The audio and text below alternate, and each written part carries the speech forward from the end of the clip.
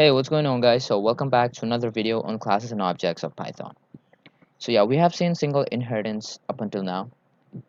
Also, we have seen multi-level inheritance and multiple inheritance.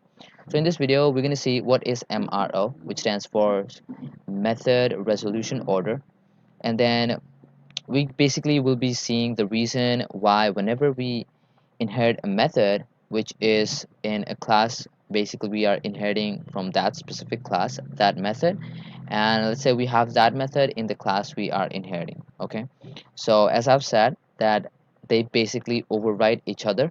So why that happens? So it happens because of MRO. So what's all the fuss about? So we're gonna see all that in this video.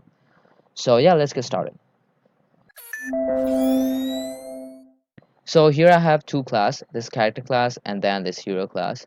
So both have the same function, run and run. So first one prints saying I am running, and the second one says hero is coming. So now let's make another class. Let's call it player. And let's say I want to inherit from both of these classes. So let's first call the character. And then next, I'm going to write hero. For the time being, I'm going to add here pass. And now let's make an object of this player class. Let's call that player and player. Yeah. All right. Now if I write here player.run, now the question is which run would it execute? Would this be the first one or would it be the second one? Okay, so would it say I am running or would it say hero is coming? So for that, let's run and let's check for ourselves. So it says I am running. So basically it is executing the first one. So MRO means it basically checks the order of the classes you are inheriting.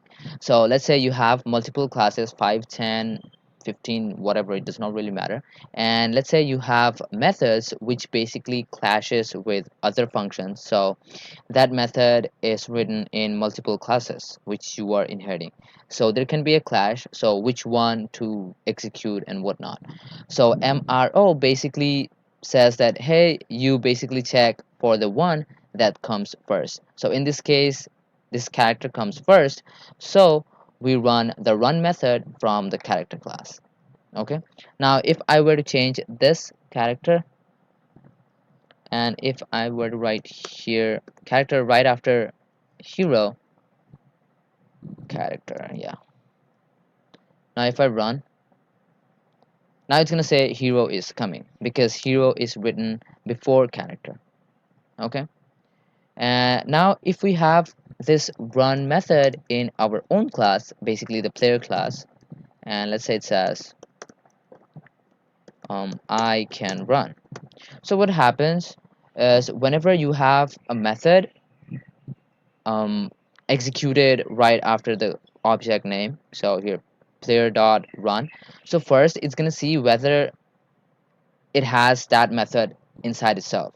So first the player is gonna see if it has that method. If it does not have that method, then it's going to go and check for the classes which it has inherited, and it's going to see which class has that run. Okay, and then it's going to execute. Since it already has this run inside itself, so this run now would be from this player and it won't go and check for this hero and character. Now if I run, you can see that this run comes from this player. It says I can run.